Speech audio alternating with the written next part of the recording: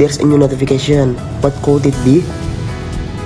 Pemerintah mengumumkan secara resmi kalau PPN 12% tidak hanya berlaku untuk barang mewah, tetapi juga barang-barang yang biasa dikonsumsi masyarakat, seperti pakaian, alat-alat rumah tangga, hingga kosmetik akan dikenakan PPN 12%.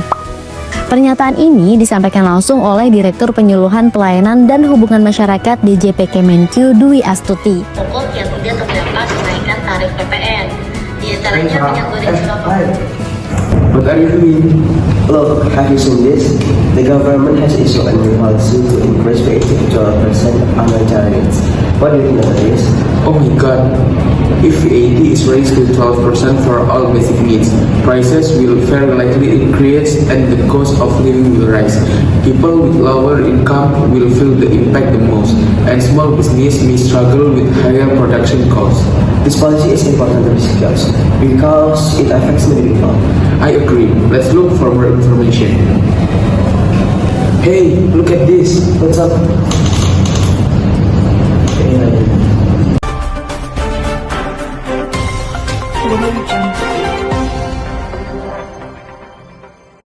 Good morning, everyone. Lately, people have been shocked by the news of a 12% VAT increase on daily needs.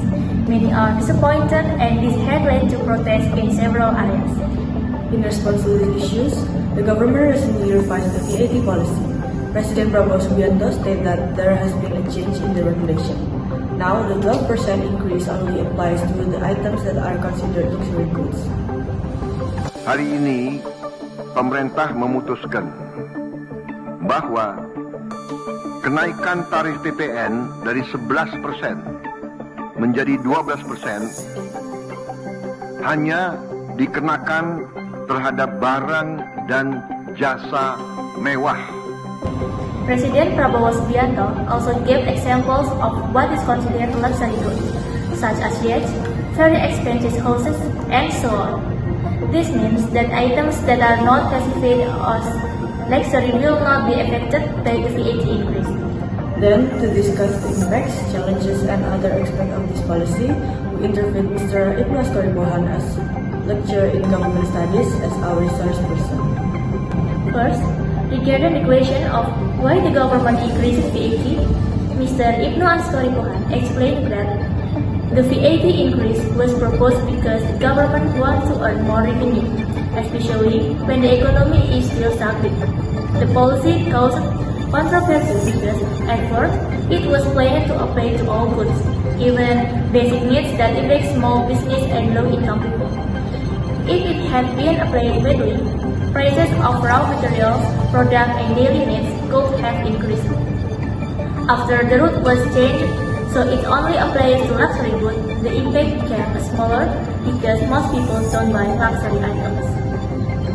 Secondly, regarding whether this increase will really help the country generate more revenue, Mr. Ibnu Astoripohan stated that if the 12% VAT was applied to all goods as originally planned, the government's revenue will increase significantly because the tax coverage will be very broad.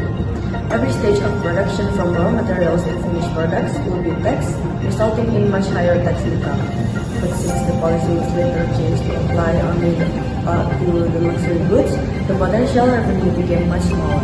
The government still gains money from it, but not as much as it would under the original plan. So additional sources of revenue are still needed.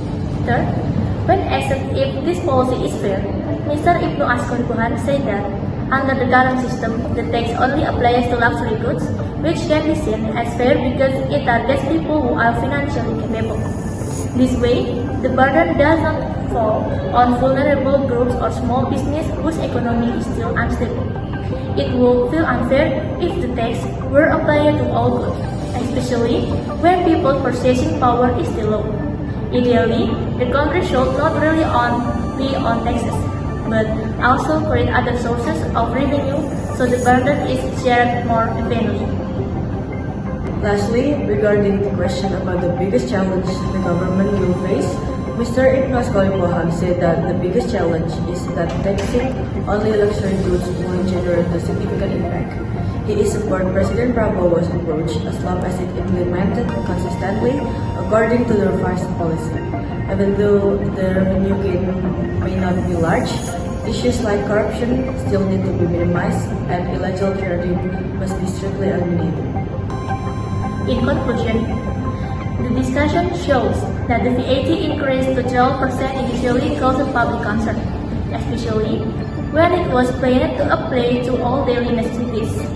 After being revised to only cover luxury goods, the policy became less burdensome for society.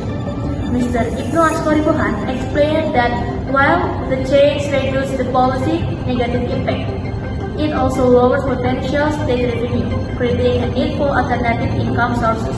Overall, the policy is considered fair as long as it targets luxury goods, though challenges such as low revenue impact, corruption, and illegal trade still need attention. Oh, so there's a change. The policy only applies to luxury goods. That's good, so people won't be pressured by it. Have you heard it first? Let's go to the canteen. Not yet, let's go.